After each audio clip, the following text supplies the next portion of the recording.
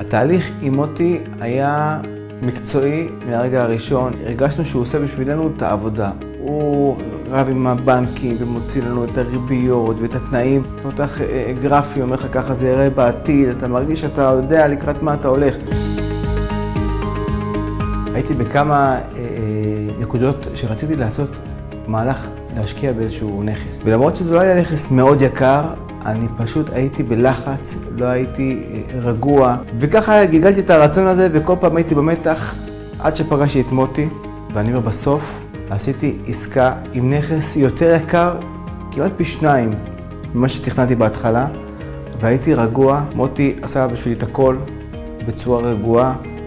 שיגעתי אותו בטלפונים, הוא היה סופר סבלני. אתה מרגיש שמישהו עוטף אותך, אתה ישן אותו בלילה. בכל מקרה, בכזאת עסקה גדולה, אני חושב שלבד זה ממש קשה, וברוב הסיכויים, אם לא כמעט בכולם, אתה בסוף יוצא מופסד הרבה יותר ממה שקורה אם אתה הולך למהלך עם איש מקצוע. לכן אני ממליץ על מוטי בלב שלם, בשמחה, ולא תתאכזבו.